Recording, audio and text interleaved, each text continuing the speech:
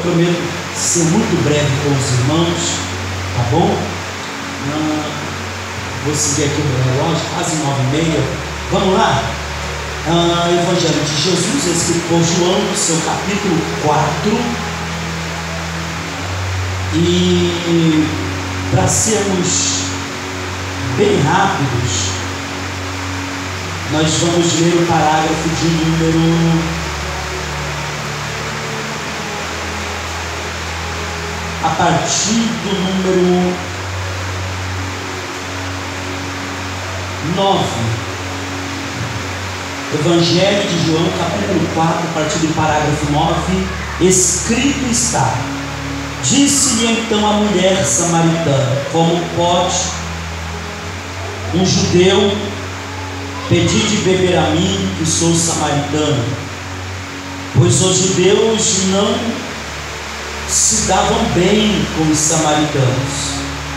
Jesus respondeu e disse: se conheceres o dom de Deus e o que te diz, dá-me um pouco de água, tu lhe pedirias e ele te daria água viva. A mulher disse: Senhor, tu não tens com que tirar água, o poço é fundo. Onde, pois, tens essa água viva? Senhor, tu não tens com que tirar água, o poço é fundo. De onde tens água viva? 12. Por acaso eis maior do que nosso pai Jacó, que nos deu o poço, no qual ele mesmo bebeu, e assim como também seus filhos e gado? Jesus respondeu: quem beber desta água de dar do poço. Vamos começar de novo? Diga do poço. Isso. Não é que eu me perdi aqui. 13. Jesus respondeu: quem beber desta água do poço voltará a ter sede. 14. Mas quem beber da água que eu lhe der nunca mais terá sede. Espera lá. Estamos falando de uma outra água aqui, né? É o que dá a entender o texto. No 13 é uma água, no 14 já é uma outra água. O 14 ainda: a água que eu lhe der se tornará nele uma fonte de água a jorrar para a vida eterna. Você diz amém? Amém. O primeiro que sentar recebe uma bênção.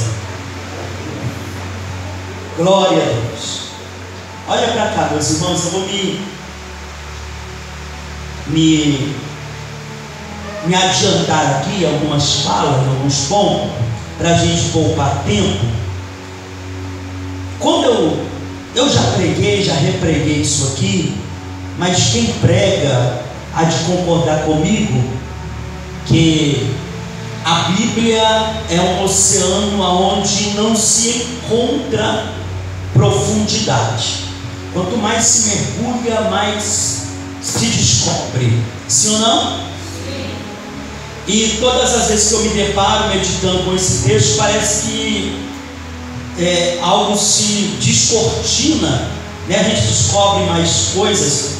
É muito rico isso aqui. Eu quero partir do ponto que, dado o ministério de Jesus, que durou os seus 3 anos e meio, e eu quero me ater aqui a um olhar meio que histórico acerca do personagem, da figura do homem Jesus, e eu me atrevo a dizer que Jesus não foi simplesmente um pregador. Ele veio anunciar boas novas. Quem anuncia boas novas? Um pregador. Jesus não foi simplesmente uma figura espiritual, dada ao ponto de, se olharmos com uma visão histórica, Jesus ele foi um revolucionário. Quer ver uma coisa? Quem frequentou a escola vai lembrar o seu professor de história, baseava-se na linha do tempo entre antes e depois de Cristo, sim ou não? A própria ciência não nega a existência de Jesus. A ciência pode negar a sua divindade, mas a sua existência está mais do que provada, e a história está aí para nos dizer isso. O maior revolucionário de todos os tempos não foi Joana d'Arc, aquela da França, foi ela não. O maior revolucionário de todos os tempos foi Jesus. O mundo é um antes de Cristo e passa a ser outro depois dele. Então Jesus literalmente revolucionou a história. E como pode? Nós estamos falando de mais de 2000 anos atrás, uma sociedade arcaica, e a gente está até aqui, né, hoje. E se ele não volta daqui a 100, daqui a 1000, 2000 anos próximos, vai ter alguém falando de Jesus. O mundo já viu muitos reis se levantarem e viu todos eles caírem. Alguns ousaram dizer que seriam mais famosos do que Jesus. Se você pegar qualquer adolescente que tenha, eu tenho meus 30, que tem a minha idade para baixo, e perguntar quem foi Elvis Presley, ele vai saber te responder. E qualquer outro que ousou dizer ser mais, ou que ficaria mais famoso que Jesus. Mas pega uma criança velha dessa qualquer e fala o nome de Jesus para você ver, ele já vai saber quem é. O que eu estou querendo te dizer é que Jesus literalmente revolucionou toda a história. Agora, espiritualizando a figura de Jesus, no que tange a sua divindade, o propósito da vinda de Jesus, e eu não estou dizendo da futura, qual todos nós, eu creio aqui, aguardamos, mas eu digo da que ele vem do seu nascimento, né, virginal pela sua mãe, seu crescimento, a sua passagem como um homem natural na terra, a sua morte e ressurreição. O porquê disso tudo? Qual o propósito disso tudo? Durante os 3 anos e meios, a Bíblia vai nos revelar e nos falar sobre os seus milagres. Eu poderia ficar e perder alguns minutos aqui citando, mas eu creio que você já sabe, não vai precisar. Amém ou não? Então vamos continuar. Inúmeros e inúmeros milagres e sinais e prodígios, maravilhas e afins. Durante os seus 3 anos e meio, Jesus ressuscitou 3 defuntos. Foi um ministério de muitos sinais. E isso era como um chamariz, era como uma isca para poder atrair o povo. Mas o propósito de toda a vida, morte e ressurreição de Jesus não foi dar vista a um cego. Esse não foi o propósito dele. Não foi dar fala ao mudo. Também não foi o propósito dele. Não foi levantar um paralítico. Esse não foi o propósito de Jesus. O maior não foi. O maior propósito do ministério de Jesus a gente encontra justamente no capítulo 4 do Evangelho de João. Pastor, mas aqui não tem nenhum milagre acontecendo. Será mesmo? Aqui a gente não vê nenhum cego voltando a enxergar, nem um mudo voltando a falar, nem um surdo voltando a ouvir, nem um coxo voltando ou andando pela primeira vez, nenhum dos 3 mortos ressuscitando. Não, de fato não tem. Mas o capítulo 4 de João vai nos mostrar o maior milagre de todos. Eu disse o maior, eu não disse um dos, eu disse o maior milagre de todos que Jesus pôde fazer e ainda faz, e fará também, continuará a fazer. O maior milagre, o propósito do ministério de Jesus foi dar direção ao homem caminhando para um caminho de morte e de perdição, fazendo com que esse encontrasse o caminho da redenção, da salvação e da vida eterna. Eu fiquei feliz que pelo menos 10 entendeu e deu glória. Talvez os outros estejam esperando uma chave de ouro, um carro novo, uma casa nova. Era que você está dando glória a Deus, porque o maior milagre de todos já aconteceu na tua vida. E ainda que você não consiga a chave da Lamborghini, você já tem a chave da morada do céu. Glória. Ainda que você não conquiste a chave do sobrado, você já tem a chave da tua residência na cidade santa preparada, que já nos aguarda. Glória. O maior milagre de todos e o centro-alvo do Evangelho é esse: é dar ao homem o direito da salvação. Deixa o meu som, filha, que eu quero pregar até meia-noite. Quem vem comigo? Vai tu, irmão, que eu vou embora antes. Deixa do jeitinho que estava.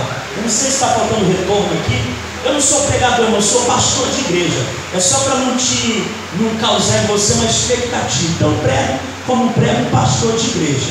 Amém, pessoal? Mas tem algo de Deus aqui para a gente. Escute. O alvo é esse. O centro de tudo é esse.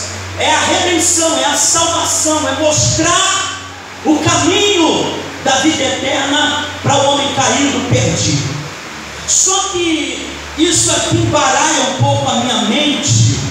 Eu gosto muito da psicanálise, da psicologia, e a psicologia vai nos ensinar que pessoas silenciosas possuem mentes barulhentas.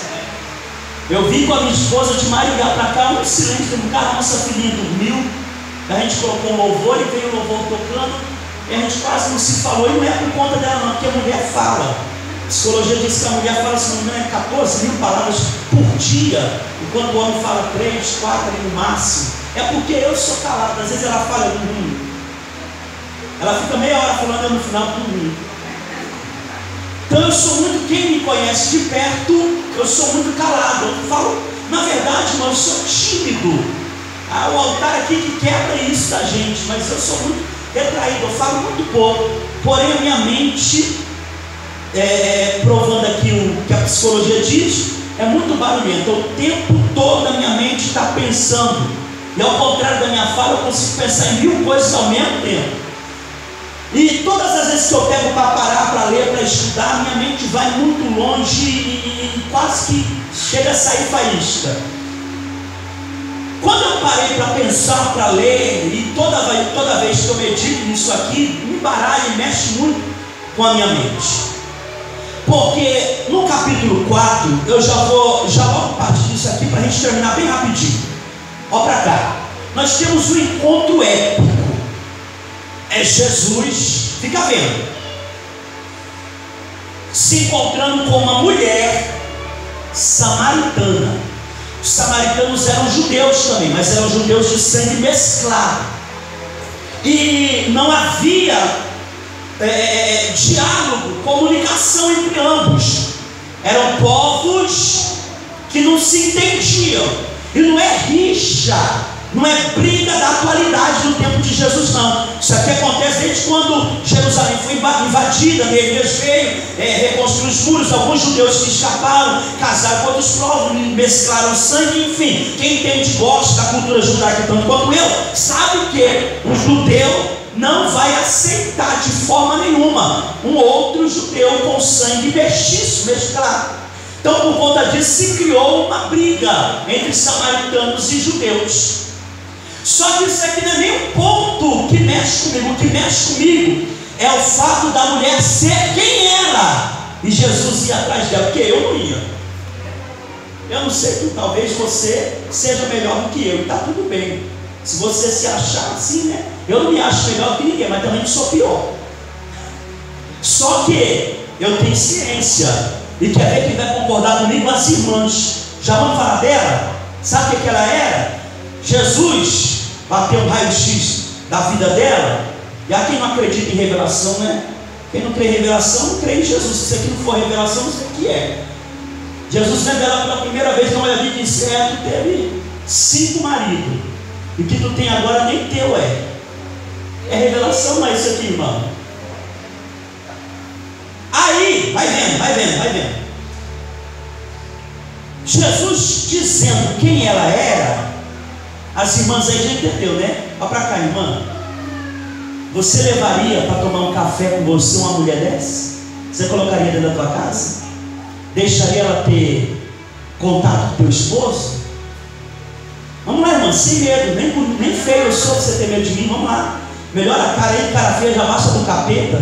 Interage comigo aqui. As irmãs aí, você deixaria, irmã, essa mulher ser sua amiga? Aí isso, melhorou, nós vamos melhorar. Você levaria ela para vamos tomar um café hoje, fulano? Meu marido está em casa de bobeira, eu também. Vamos lá que eu vou fazer um chá para nós. Você levaria, colocaria para sentar com teu marido? Não. Tá vendo? Eu falei. Como é que pode Jesus ir atrás dela, apóstolo? Sendo que quase que 98%, 99% eu digo aqui, não iria, irmão. Digamos que fosse um homem, todo garanhão, né? Um shape, assim que fala. A gente que tem, né? Um tanquinho de guerra, os varões. Você levaria para tua casa, sabendo que a fama do cara de garanhão é de roubar a mulher alheia? Você levaria para sentar com a tua esposa? Não levaria, rapaz. Não levaria. É o que eu falei no início. Eu queria uma pessoa dessa por perto. A verdade é essa. Mas Jesus insiste em querer coisas que a gente não quer. Meu Deus.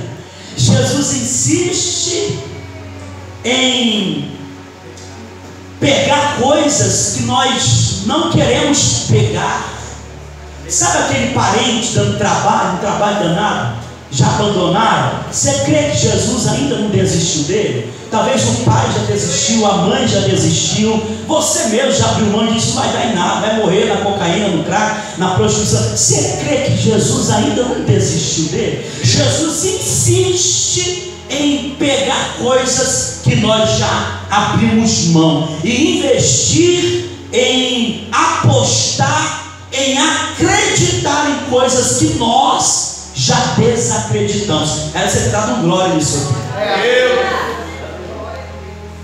Mas vamos continuar, vai dar bom, vai vendo. Escuta. E o que faz Jesus ir atrás dessa mulher? Por que, apóstolo? Será que não tinha uma melhorzinha não, né, irmã? Tá para nós, só entre nós aqui, que não sai dessa porta para lá, só fica entre a gente aqui. Será que não tinha não, né? Uma mulher melhorzinha, de caráter, né? Será que não tinha não? Jesus teve que ir atrás dessa aqui? Por quê? O que levou Jesus até ela? E quando eu começo a pensar essas coisas, eu me lembro, olha para cá, de Jesus entrando no deserto, depois de ser batizado por João Batista, ser tentado por Satanás. Você conhece a história, 40 dias, 40 noites, vamos correr, vamos lá. Quando ele vem Satanás, ele sai do deserto, ele se depara com o mar da Galileia. O historiador vai dizer que naquele período, naquele tempo, naquele dia, era temporada de pesca. Então havia no mar da Galileia cerca de 4.000 barcos. Digamos que tivesse um pescador por barco. Tem algum pescador aí? Pescador nunca anda sozinho, né? Vai pescar sempre mais um, mais outro. É ou não é, irmão? Você não vai pescar. Eu não sou pescador, mas o pouco que eu entendo, eu sei que ninguém sai para ir para pescar ou vai em temporada em alto mar sozinho. Não vai. É ou não é?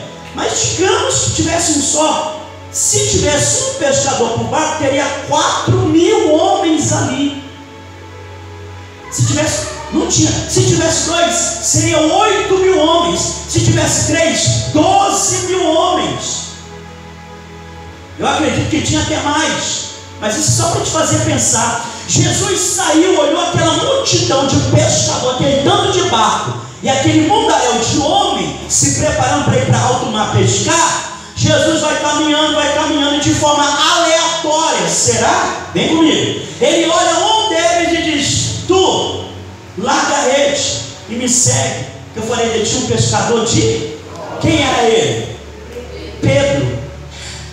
E qual foi o critério para, no meio de 4.000 barquinhos, no meio de talvez mais de 10.000 homens, olha para cá, irmão, Jesus escolher Pedro? O que ele tinha? Eu disse que a minha mente é barulhenta. Eu continuo a pensar: será que não tinha um barco maior do que o de Pedro? Será que não tinha pescador mais experiente do que Pedro? Será que não tinha pescador com mais ferramentas, com mais recurso do que a Pedro? É claro que tinha. Pedro não era o maior, não podia ser, claro que não. Só que esses não foram os critérios para Jesus o escolher. Até porque, se um critério fosse o barco, a experiência, as ferramentas, o tanto de homens dentro do barco, os recursos, se esses fossem os atributos para Jesus escolher a Pedro, o mérito seria de... Isso, irmã. O mérito seria de... Quem fala mais alto é o Pix. O mérito seria de quem? O apóstolo que vai dar, tá bom? Olha para cá. Como o mérito nunca será nosso, glória. Ih, irmão, você está devagar ou você não está? Como é que é? Está me acompanhando? O mérito nunca será nosso. Eu vou entrar aqui, ó. Você conhece alguém que não foi ungido com óleo de azeite de oliva? Foi ungido com óleo de alecrim dourado. Conhece um crente desse? Aquele crente não está se levantando contra a minha vida, contra o meu ministério. Deus vai matar, vai acabar com ela. Eu vou ver ela na lama, destruída, logo ela cai. É gente que foi ungido com óleo de alecrim dourado. É os preferidinhos de Jeová. Você conhece um assim? Aqueles não me toquem, não me reguem. Aqueles que se acham melhor do que os outros. Aqueles que se acham mais crente do que os outros. Aqueles que se acham superior do que os outros. Aqueles que se acham mais santos, mais dignos de que alguém. Olha para o teu irmão, joga o B.O. aqui que eu assumo, não tem problema. Eu já pulei a fase do medo. Cara feia para mim é fome. Cutuca alguém, diga para ele assim: baixa a tua bola. Oh, glória, diga, baixa a tua bola. Diga para o outro, diga: o mérito nunca vai ser seu, que a Bíblia lá vai.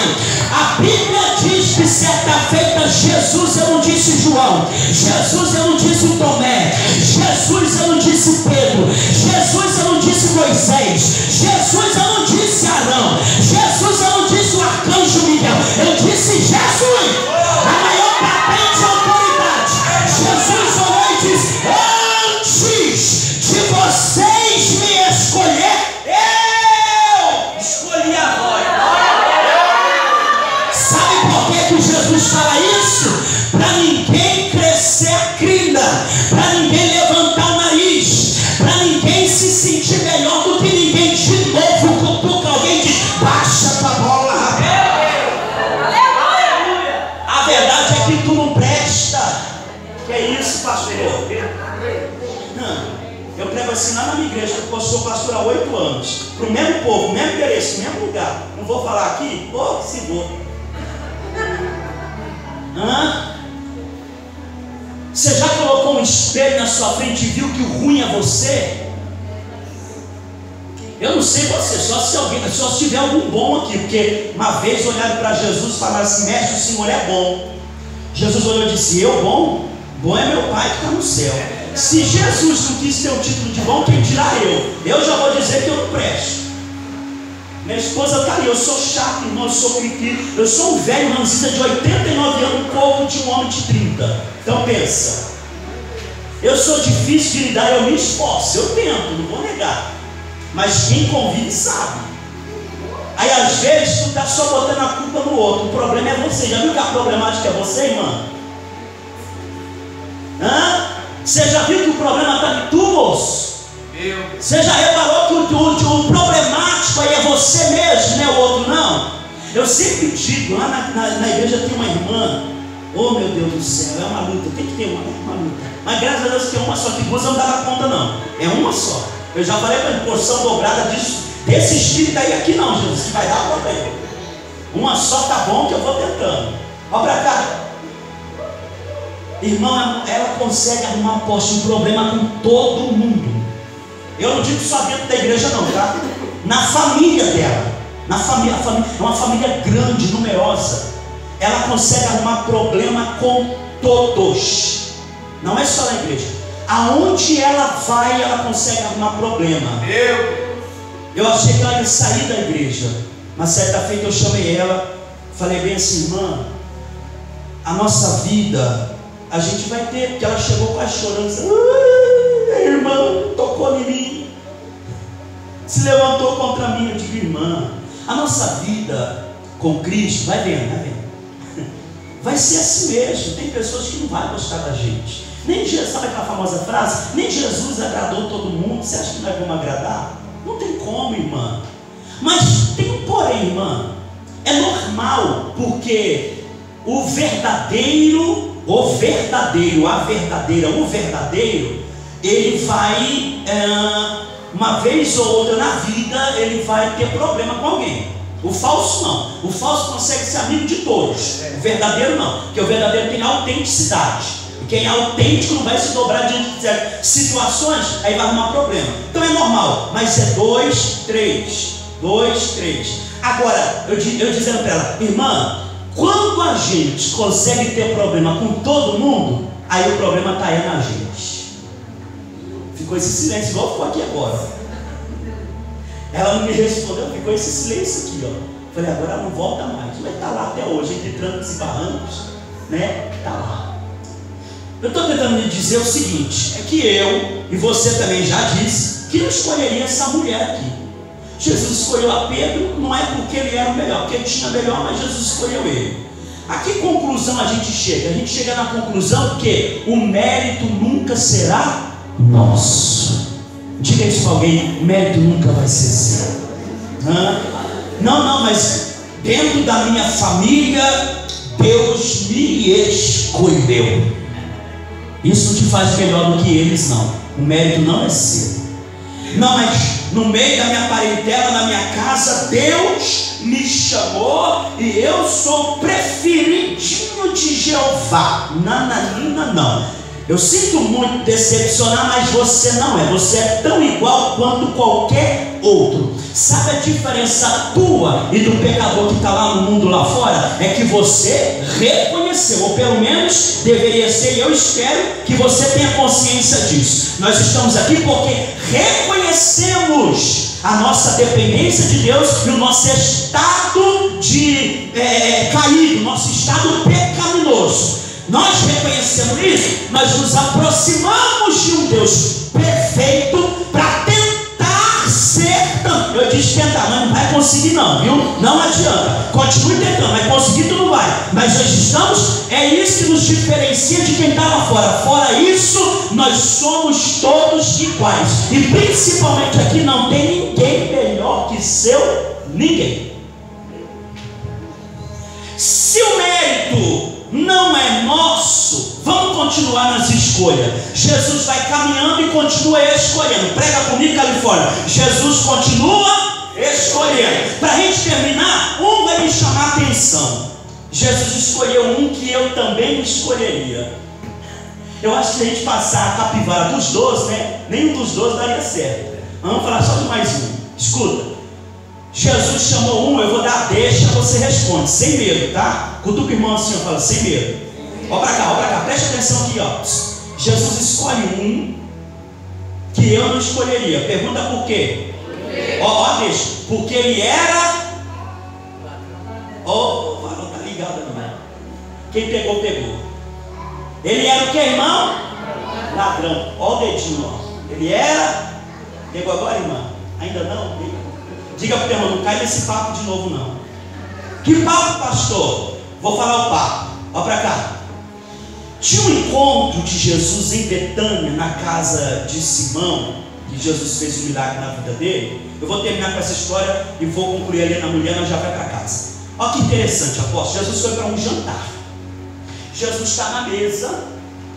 Lázaro, que ressuscitara dos mortos, aqui Lázaro já tinha ressuscitado, estava. A Bíblia diz que muitos judeus chegaram na casa porque sabiam que Jesus estava ali. O historiador da minha Bíblia dele, que ficou em casa, disse que na onde Jesus estava, aonde Jesus aparecia, sempre tinha no mínimo, não é número máximo, número mínimo, 5.000 pessoas. Então imagina uma casa com 5.000 pessoas, é gente para tudo quanto é canto. Veio uma mulher com um vaso de nardo puro, caríssimo. Quando ela chega aos pés de Jesus, ela quebra nos pés de Jesus e enxuga os pés de Jesus com seus cabelos. A Bíblia diz que o cheiro do nardo contaminou toda a casa. 5.000 pessoas respirando aquele aroma, sentindo aquele cheiro. Qual foi o único que ficou incomodado e não gostou? Judas, o ladrão.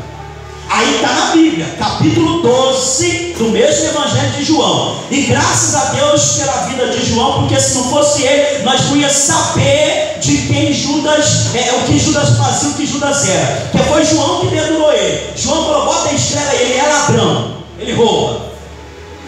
Os outros evangelistas não teve coragem de falar, ele teve. Aí, meu apóstolo, a Bíblia diz que ele, quando viu a cena da mulher quebrando o vaso de unguento de nardo puro nos pés de Jesus, ele se indigna, ele fica indignado. Quem está no culto ainda?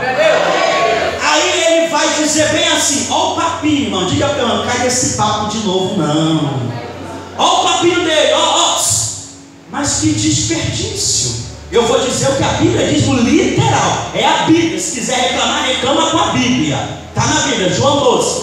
Que desperdício. Por que não pegou esse nardo, não vendeu e repartiu com os pobres? Ainda no literal que está escrito, sem tirar e sem colocar, João coloca um parênteses, e entre parênteses João escreve assim, ó: ele não disse isso porque estava preocupado com os pobres, ele disse isso porque queria roubar. Até o óleo da mulher ele queria roubar.